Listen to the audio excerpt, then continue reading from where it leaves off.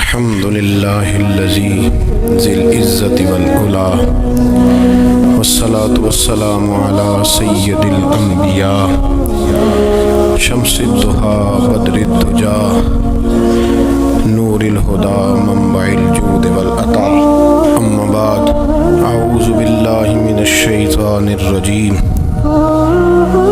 بسم الله الرحمن الرحيم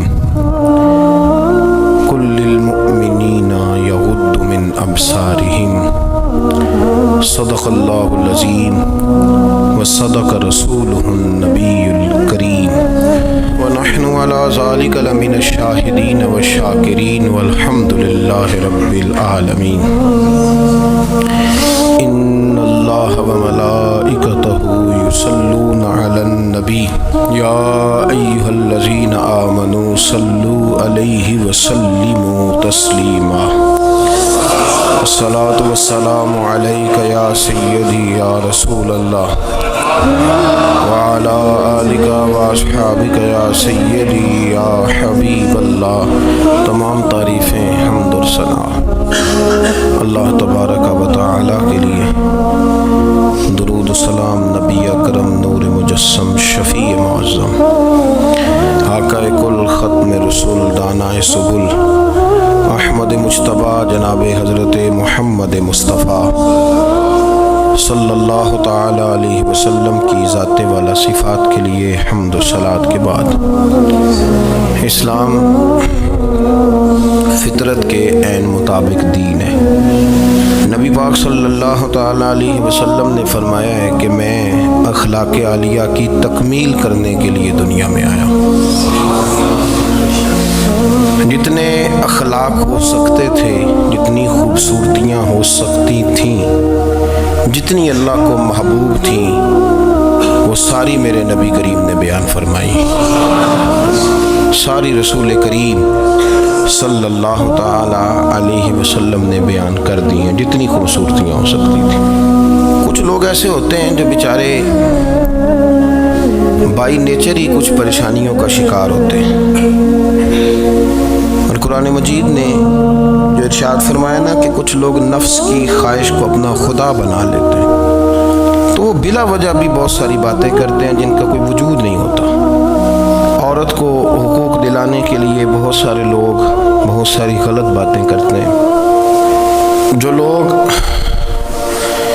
یہاں سے کسی کو لے جاتے تھے نا دبئی دھوکہ دے کے اور لے جاتے تھے، یورپ میں عرب ممالک میں دھوکہ دے کے لے جاتے تھے، تو وہ بھی کوئی خواب ہی تو دکھاتے تھے کہ اتنے لاکھ تنخواہ ہوگی، اتنا کچھ ہوگا. وہاں جا کے پتہ چلتا تھا کہ جیب سے بھی دینے پڑیں گے کچھ.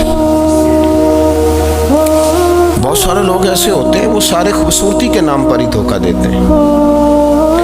آپ کو پتہ ہے کہ جو آدمی کسی کو لالچ دیتا ہے تو کسی کو لوٹنے کے لیے اسے لالچ دینا بڑا ضروری ہوتا ہے. لوگ پہلے لالچ دیتے ہیں پھر لوٹتے ہیں. پہلے مکمل لالچ دیتے ہیں، یہ چیز مل جائے گی، یہ چیز مل جائے گی. لوگ مکمل لالچ دیتے ہیں، اس کے بعد پھر لوٹتے ہیں. اور اگر لالچ نہ دیں تو کوئی آدمی قابو آئے گا؟ لوگ لوٹتے ہیں لالچ دے کر. اچھا، اب وہ جو جس کو لالچ دیا جا رہا ہوتا ہے وہ کہہ رہا ہوتا ہے کہ نہیں نہیں تمہیں نہیں پتا، وہ اس وقت ماننے کو تیار نہیں ہوتا. وہ کہتا ہے اتنی خوبصورت باتیں کر رہا ہے، اتنی اچھے پیغام دے رہا ہے، تم میرے دشمن ہو، تم مجھے منع کر رہے ہو. ہوش تب آتی ہے کہ جب سب کچھ لٹ جاتا ہے. عورت کو ویسے بھی قابو کرنا بڑا آسان ہوتا ہے. اعلیٰ حضرت بریلوی رحمۃ اللہ علیہ فرماتے ہیں بیٹیاں نازک شیشیاں ہوتی ہیں، ان کو تو ذرا سی چوٹ لگے تو ٹوٹ جاتی ہیں. دیکھیں کتنا بڑا جملہ کہا بریلی کے امام. نازک شیشیاں، ذرا کوئی آدمی گمراہ کرتا ہے، ذرا خراب کرتا ہے. اب دیکھیں نا، جو بچیوں کو بچے مس گائیڈ کرتے ہیں، انہیں بڑے بڑے خواب دکھاتے ہیں، وہ بیچاری ماں باپ کو چھوڑ کے، بہن بھائی کو چھوڑ کے اس کے ساتھ شادی کرتی ہے. پھر جو اس کا بعد میں اشر ہوتا ہے، آپ ادلیاں نو سردار پہن تکے تے شرما والیاں نو جھوٹے ڈولیاں دے. پھر وہ بیچاری ماں باپ رکھتے نہیں، وہ ظلم کرتا ہے تو کتنی بڑی تکلیف میں وہ بچی آ جاتی. नाजुक शीशी होती है ना तो टूट जाती।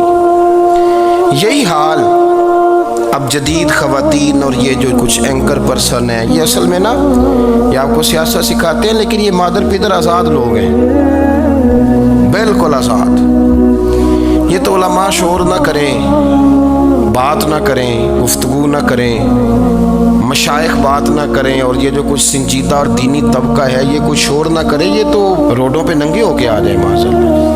खौफनाक नज़रिया रखते हैं ये लोग। औरत को कहते हैं तेरे हुकूक हम तुझे लेके देंगे, मसलन वो कौन सा हक़ है जो तुमने लेके देना है? मेरे नबी करीम सल्लल्लाहु अलैहि वसल्लम इसको बेटी भी बनाया है, इसको बहन भी बनाया है, इसको माँ भी बनाया है, इसे बीवी का आलीशान रुतबा भी अता फरमाया है।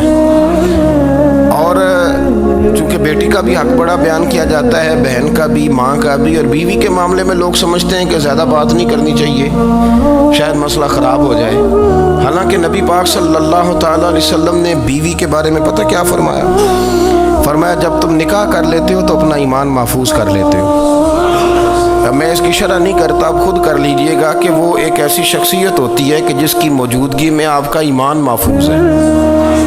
अब मैं नहीं समझता कि इससे बड़ी बात कोई और हो सकती है, जिसकी मौजूदगी में आपका ईमान। और भाई ये हदीस पाक अर्ज कर रहा हूँ, निकाह जब कोई कर ले तो उसने अपना ईमान मुकम्मल कर लिया। इसका माना ये हुआ कि आपका ईमान महफूज है उसकी मौजूदगी में। तो इससे ज़्यादा भी, यानी ईमान सबसे कीमती चीज़ है ना, तो उसके महफूज होने की वजह हुजूर ने निकाह बयान कर दी। अब मेरा ख्याल है बीवी अगर कोई इससे बड़ा हुकूक मांगेगी तो बेवकूफ़ी करेगी। इतना बड़ा दर्जा नबी करीम ने उसे अता कर दिया, इतना बड़ा मकाम दे दिया कि तू खामद के ईमान के महफूज होने का ज़रिया बन गई है। औरत को जो हुकूक रसूल करीम सल्लल्लाहु ताला अलैहि वसल्लम ने अता फरमाए, नबी पाक ने जो हुकूक दिए, देखे ना, हज़रत अब्दुल्ला इब्न उमर रज़ी अल्लाह ताला अन्हु की अहलिया बीमार थी, तो जल्दी जल्दी से वो आए। तो जब बहुत जल्दी हो, सफ़र बड़ा शदीद था, तो आपने जल्दी से नमाज अदा की, जल्दी से चले। आपके खादिम कहने लगे हुजूर खैरियत है? फरमाया मेरी बीवी बीमार है। तो उसने अर्ज़ की हुजूर आपकी अहलिया बीमार है, तो आपने नमाज भी जल्दी से पढ़ी, सफ़र भी जल्दी जल्दी किया। तो फरमाने लगे ये वो चीज़ें हैं जो हमें मदीने वाले रसूल ने सिखाई।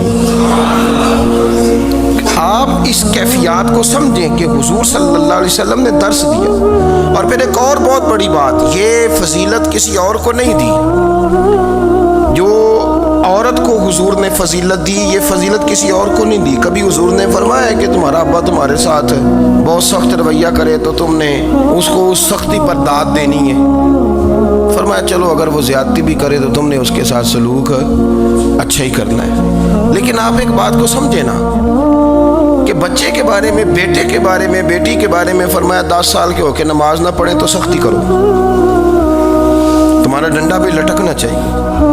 बहुत सारी जगहों पे बहुत सारे लोगों के लिए सख्ती का हुक्म दिया, लेकिन औरत के लिए हुजूर ने जो जुमले कहे, असल में हम समझते हैं कि ये एक बात है, मशहूर हो गई है रवायत हदीस, तो बस इसके पस मंज़र पर और जुमलों के हुस्न पर शायद माज़अल्लाह गौर करने की ज़रूरत नहीं। ज़रा इस लफ्ज़ की तासीर पर गौर करें। हुजूर ने फरमाया औरत टेढ़ी पसली से पैदा की गई है, ये टेढ़ी है, तो सीधा करने की कोशिश करोगे तो टूट जाएगी। तो हुजूर फिर हमारे लिए हुक्म क्या है? फरमाया जैसी है तुम इसी के साथ निभा करो। आप समझें कि इतना महफूज हुजूर ने दर्जा दे दिया बीबी को, इतना महफूज कि फरमाया गलती भी हो तो मेरे गुलामों तुम इसके साथ निभा करो, गुजारा कर लो। को क्या और हक चाहिए औरत को, जिसको इसकी गलतियों समेत नबी पाक ने कबूल करने का हुक्म दे दिया कि इसकी कमज़ोरियों समेत कबूल कर लो। अब इसको और क्या, कोई कमज़ोरियों समेत कबूल करता है? कभी आप दुकान पे बैठे हो तो आप कहें भी इसमें ये भी गलती, मेरे माल में ये भी कमज़ोरी है, ये भी कमज़ोरी है, ये भी कमज़ोरी है, तो कर ले कबूल। करता है कोई शख्स ऐसा हो जो किसी चीज़ की कमज़ोरियाँ बयान करके कहीं से कबूल करो? पर रसूल करीम सल्लल्लाहु ताला अलैहि वसल्लम ने ना हमें सबक दिया, हुजूर ने हमें दरस दिया, नबी पाक ने हमें पैगाम दिया। फरमाया ये टेढ़ी है, सीधी करने की कोशिश करोगे तो बेचारी टूट जाएगी, तो इसके साथ निभा कर जाओ। आप मेरी बात को समझिएगा। چلیں میں اس پر ایک اور بخاری مسلم کی حدیث پڑھتا ہوں۔ حضرت سلمان فارسی رضی اللہ تعالیٰ عنہ اور حضرت ابو درداء کے درمیان بھائی چارہ تھا۔ مکے سے مدینے جب لوگ آئے تو حضور نے بھائی بھائی بنایا تھا۔ ان کے درمیان بھائی چارہ تھا تو ابھی پردے کی آیات نازل نہیں ہوئی تھی تو لوگ ایک دوسرے کی طرف جاتے تھے۔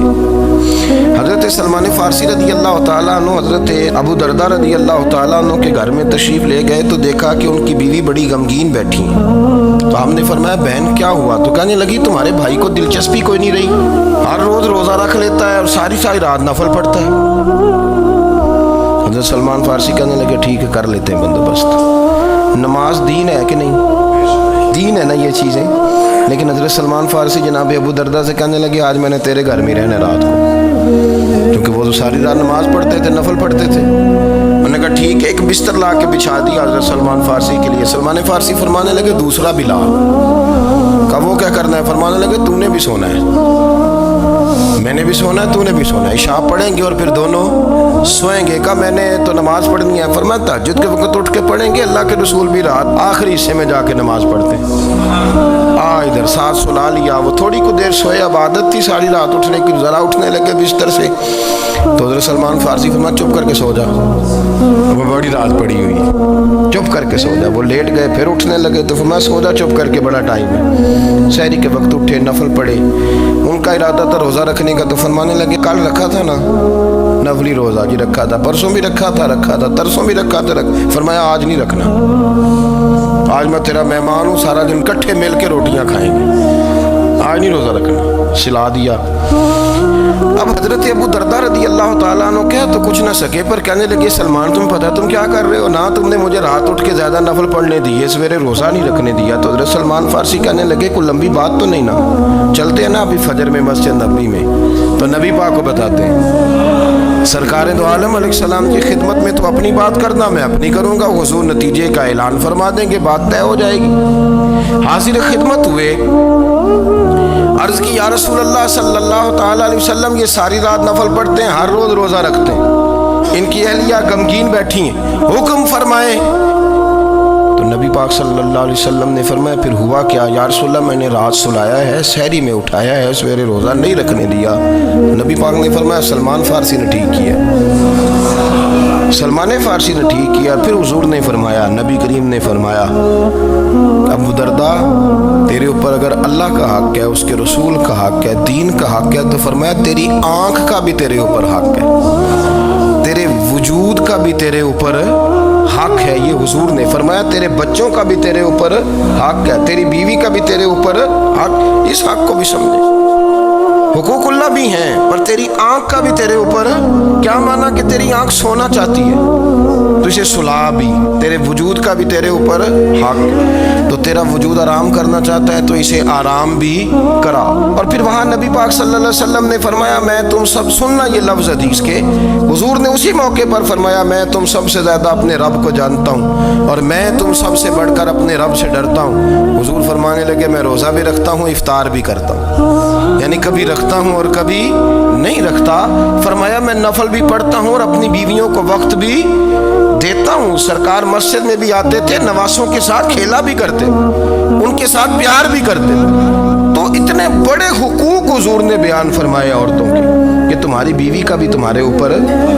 ایک حدیث بخاری کی اور یہاں بیان کر دیتا ہوں۔ ایک شخص نے آ کے عرض کی یا رسول اللہ صلی اللہ تعالیٰ علیہ وسلم جہاد کے لیے تیاری ہو گئی ہے، صفیں بن رہی ہیں، مجاہدین کی تیاری ہے، تو میرا بھی نام لکھ دیا گیا ہے مجاہدوں کی لسٹ میں، لیکن یا رسول اللہ صلی اللہ تعالیٰ علیہ وسلم میری بیوی نے حج کی تیاری کر لی ہے اور میرے دوستوں نے صحابہ نے میرا نام مجاہدین کی لسٹ میں لکھ دیا، تو میرے لیے کیا حکم ہے؟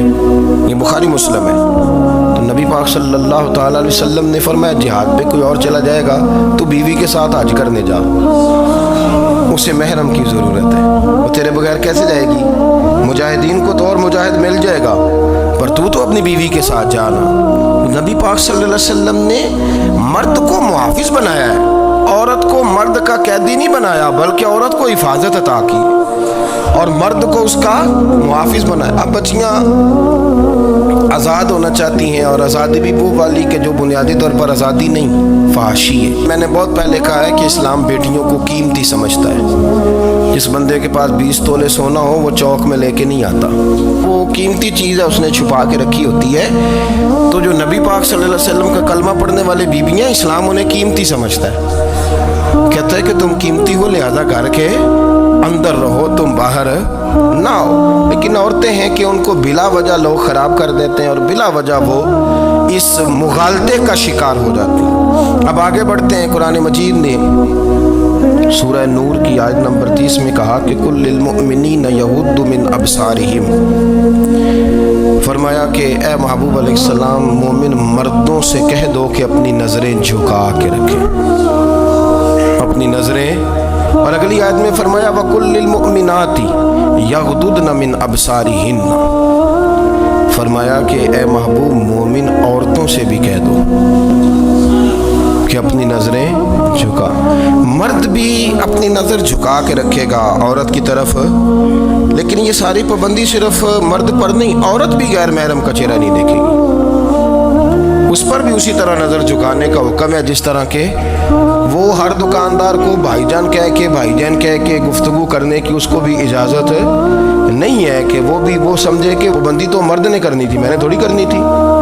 वो जिसके पास जाए, जहाँ भी जाए, डॉक्टर के पास जाए, बाहर जाए, तो वो जिस तरह मर्जी उसका दिल चाहे वो बातचीत करे, इसकी औरत को भी इजाज़त इस्लाम नहीं देता। बुनियादी तौर पे इस्लाम शर्म व हया का दीन है, हया की बात करता है। हया की जब हम तारीफ़ करते हैं तो हया की तारीफ़ ये है कि कोई कभी चीज़ देख के ना तो आपकी तबीयत में कराहत महसूस हो, आप कोई गलत जुमला मुंह से निकालते हुए ज़रा झिझकें, आप कोई गलत बात करते हुए थोड़ा बोझ महसूस करें।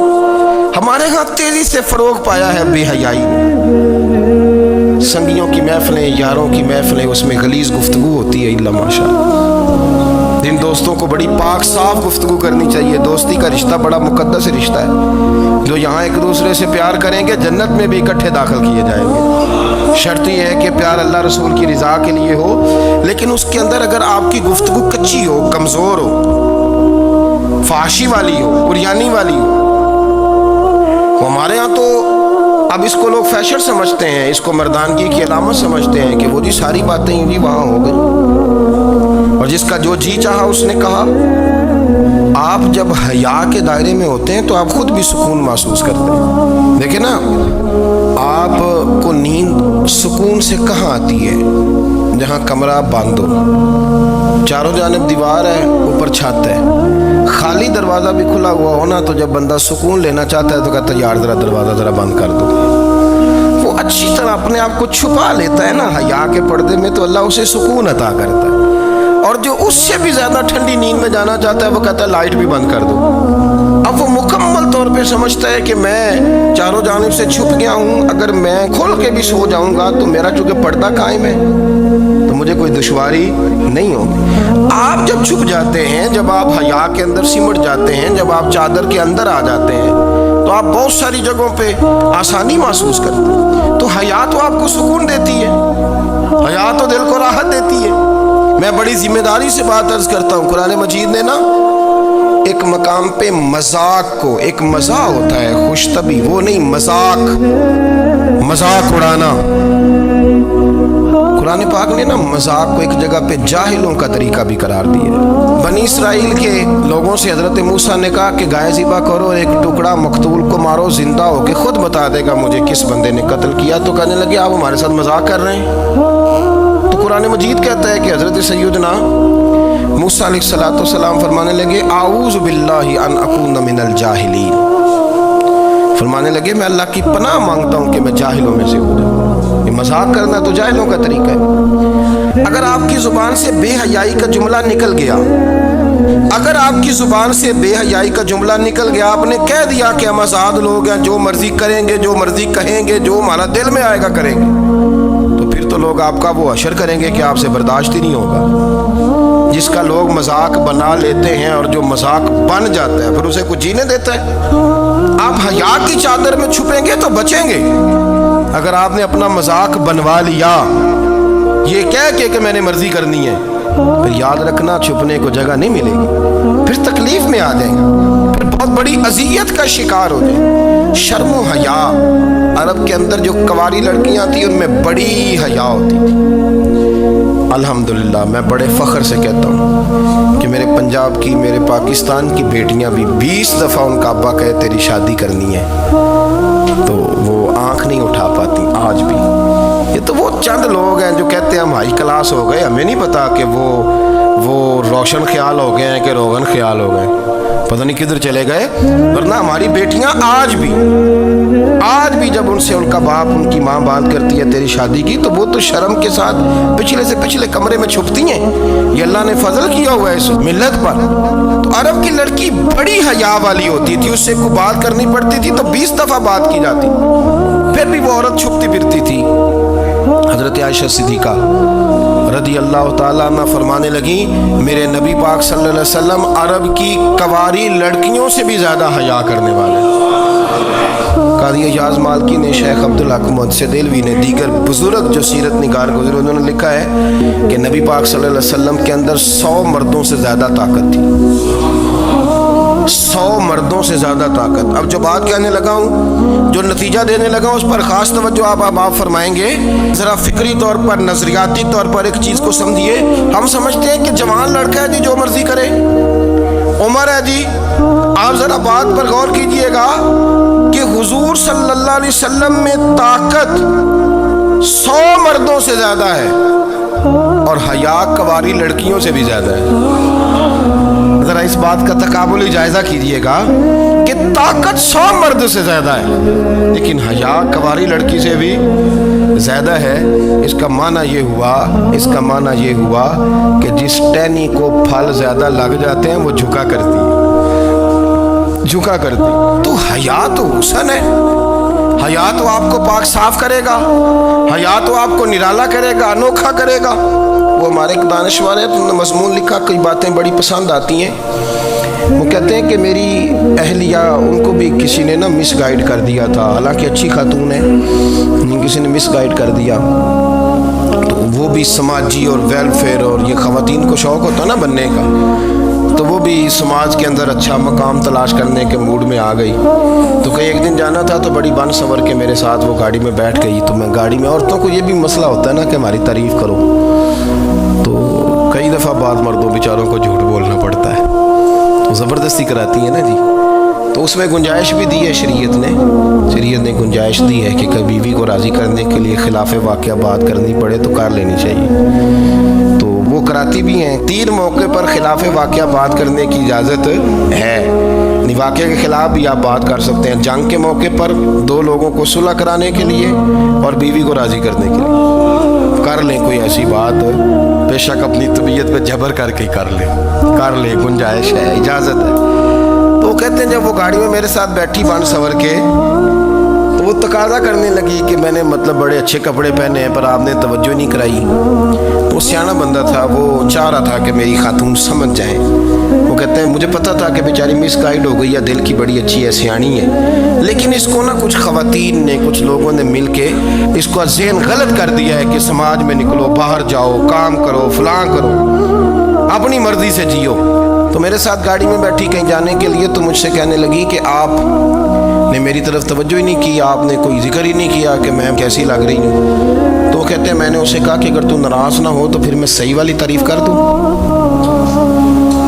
تو اس نے کہا کہ آپ کر دیں۔ تو کہتے ہیں میں نے درد سے اور خلوص سے اپنی بیوی سے کہا، خلوص کے ساتھ میں نے کہا میں تو روز گھر ہوتا ہوں، روز شام کو گھر ہوتا ہوں، اگر تو میرے لیے تیار ہوتی تو میں تیری تعریف کرتا، لیکن آج تو باہر جانے کے لیے تیار ہوئی، تو پھر ان سے تعریف کی امید رکھ جن کے لیے تو نے تیاری کی ہے۔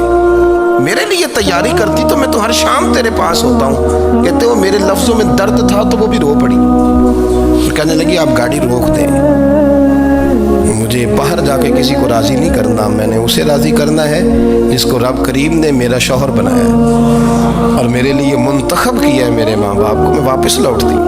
یہ ایک پہلو ہے سلگتا ہوا، اس کو سمجھا جائے۔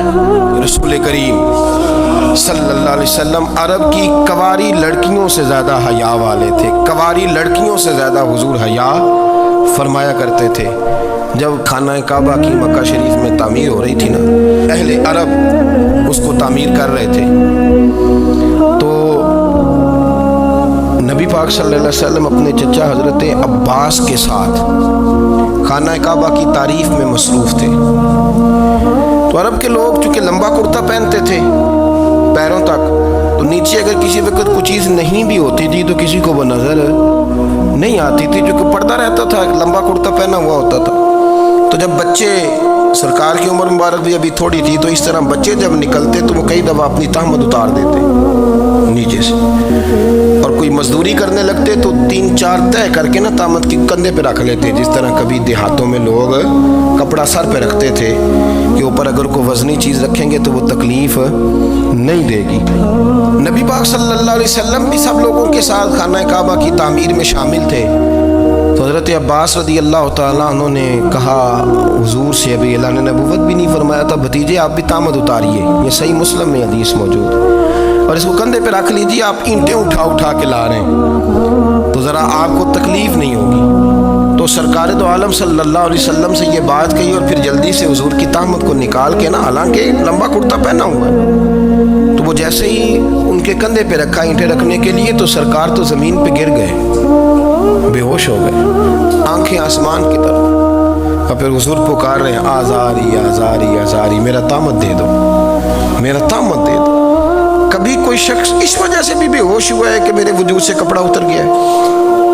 हालांकि सरकार पर वो बेहोशी भी नबी पाक का वो जो गलबा है ना शर्म और हया का, उसकी वजह से हो, वरना तो हुजूर फरमाते हैं कि मेरी आंखें सो जाती हैं, दिल तो मेरा उस आलम में भी जागता रहता है। तो सरकार ज़मीन पे तशरीफ़ ले आए, आंखें आस, मेरा मेरा तामत दे दो, मेरा तामत दे दो। तो जल्दी से उन्होंने तामत दिया तो हुजूर ने बांध लिया।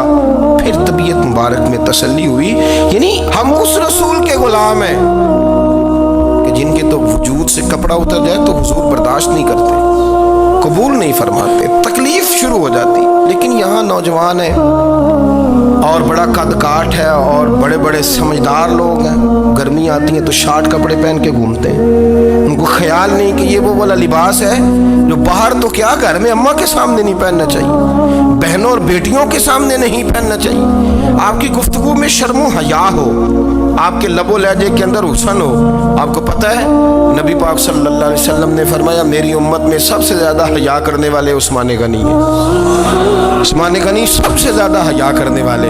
आप फरमाया करते थे जब से हुजूर का चेहरा देखा है मैंने कभी अपनी शर्मगाह भी नहीं देखी, मैंने आंखों का वुज़ू नहीं तोड़ा, और जब से हुजूर के दस्ते मुबारक में मैंने बैत के लिए सीधा हाथ बढ़ाया तो फिर सीधा हाथ मैंने कभी गंदगी को नहीं लगाया। हयात। आप बाथरूम के अंदर भी गुस्ल फरमाते थे तो कपड़ों समेत करते थे। किसी ने कहा हज़रत जी वाशरूम के अंदर क्यों नहीं कपड़े उतारते? आप फरमाने लगे बाहर बंदों से हया करता हूँ, अंदर जाता हूँ तो रब से हया आनी शुरू हो जाती, वो तो देख रहा है ना। तो मैं जो बात आपकी खिदमत में अर्ज़ करना चाहता हूँ उसको आप समझिएगा मेरे अजीज़, कि शर्म वाला मिजाज, गुफ्तगू भी शर्म वाली, आंखें भी शर्म वाली, लिबास भी शर्म वाला, दोस्ती यारी भी शर्म वाली, बहुत सारी ऐसी बातें। देखें ना आप ज़रा, मैंने कहा कि बातों को सुन के गुजर ना जाया करें, उसकी गहराई पर गौर करें। हुजूर इल्म का समुंदर है, सरकार से ज़्यादा इल्म दुनिया में किसी के पास मौजूद नहीं है, और सहाबा को मौका मिला हुआ उस समुंदर से फैज़ लेने का। लेकिन उनकी हालत ये है कि हज़रत अली मुर्तज़ा फरमाते 14-14 दिन गुजर जाते, हुजूर से कोई सवाल पूछना होता था पर मैं शर्म के मारे नहीं पूछ पाता था। 14-14 दिन बुखारी शरीफ में मौजूद है। एक दिन नबी पाक सल्लल्लाहु अलैहि वसल्लम ने पूछा सहाबा से कि वो कौन सा दरख्त है जिसके पत्ते नहीं गिरते, और वो दरख्त इस तरह है जिस तरह मोमिन होता है, वो दरख्त मेरे मोमिन की तरह बताओ।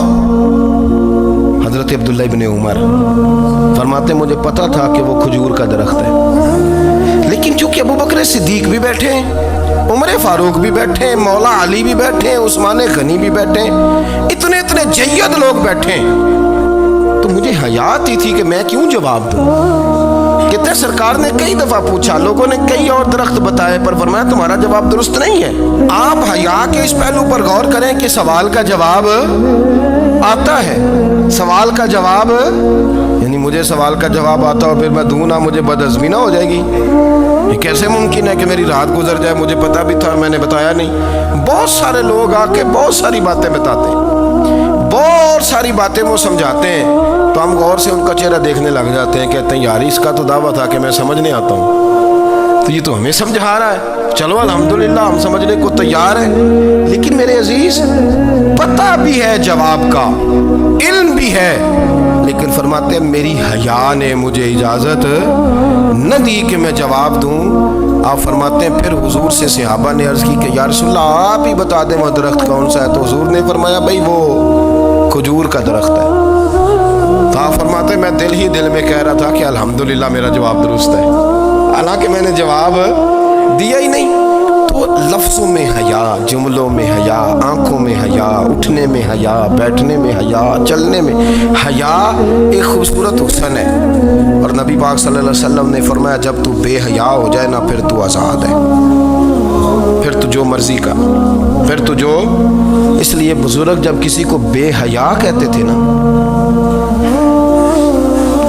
اللہ اکبر, جب کسی کو کہتے تھے نا یہ بے حیا ہے تو لوگ سمجھتے تھے کہ ہلکی سی بات کر دی ہے, لیکن ان کا معنی یہ ہوتا تھا کہ بس بھائی اب اس کے ساتھ کوئی کلام کرنے کی ضرورت ہے, اس کو اب اصلاح کی ضرورت نہیں, یہ بے حیا ہے. کیا معنی کہ اب یہ جو اس کے دل میں آئے گا وہ کرے گا, جو اس کی طبیعت چاہے گی وہ کرے گا, اب یہ کسی پہلو بھی قابو آنے کو تیار بے حیا ہو گیا. بے حیائی بہت بڑا عیب ہے.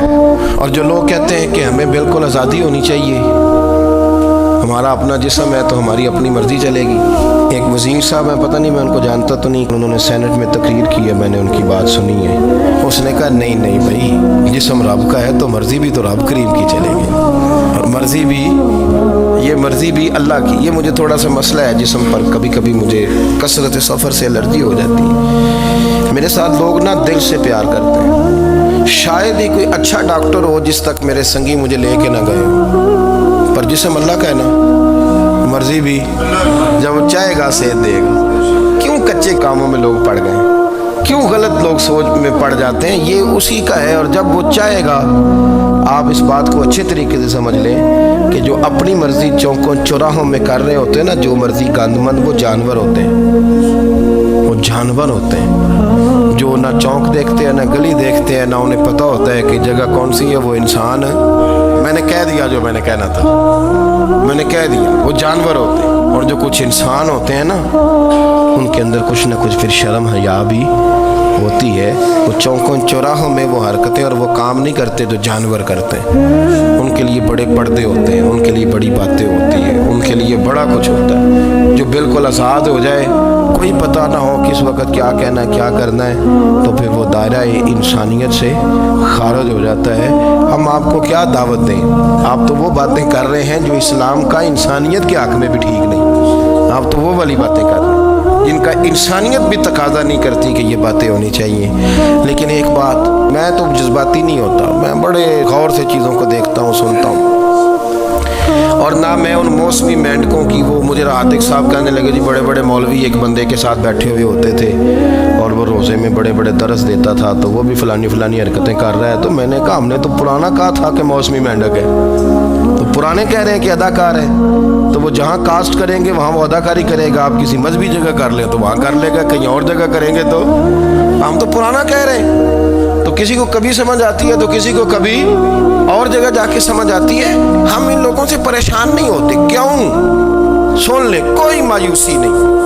ان کے اندر جتنا زور ہے وہ لگائیں. یہ ملک بنا ہے رسول اللہ کے نام پہ, یہ اللہ نے تحفہ دیا ہے امت مسلمہ کو, یہ نبی پاک کے نام پہ بنا ہے. تو یہاں جھنڈا بھی وہی والا بلند ہونا ہے جو مدینے والے رسول کا جھنڈا ہے, اور یہاں وہی کام چلے گا جو نبی پاک نے بیان فرمایا. تو اس طرح کئی لوگ آتے ہیں, وہ شور شار کرتے ہیں, چلے جاتے ہیں. اتنے نہ پریشان ہوا کریں, بہت سارے لوگ تو بیچارے اس قابل بھی نہیں ہے کہ ان کا نام لیا جائے. مطلب اتنا ہم ان کو اہمیت دے دیں, ان کا ذکر کریں, ان کا نام لیں, ان کی بات کریں, وہ بیچارے اس قابل ہی نہیں ہے. مطلب سٹیٹس ہی نہیں ہے ہمارا, اتنے فارغ ہیں ہم کہ اب جو بندہ آئے گا کہانی چھڑے گا تو ہم چھڑ جائیں گے. اور بھائی اللہ کا فضل ہے الحمدللہ تعالی, لوگوں نے بڑا شور کیا, اور بڑے زمانے سے دنیا شور کر رہی ہے, پر اللہ کے گھر مسجدیں بھری ہوئی हुई हैं, मस्जिदें भरी हुई हैं, हमारी बेटियां पर्दे करती हैं, पर्दे को पसंद करती हैं, वो हिजाब में रहती हैं, वो समझती हैं कि हमारा असल हुस्न क्या है। तो ये प्रोपेगेंडा पुराना चला आ रहा है, इसका अल्लाह के फजल से उम्मत मुस्लिमा पे न कभी असर हुआ है और न कभी होगा इंशाअल्लाह। अल्लाह ताला हमें हक पर इस्तकामत अता फरमाए।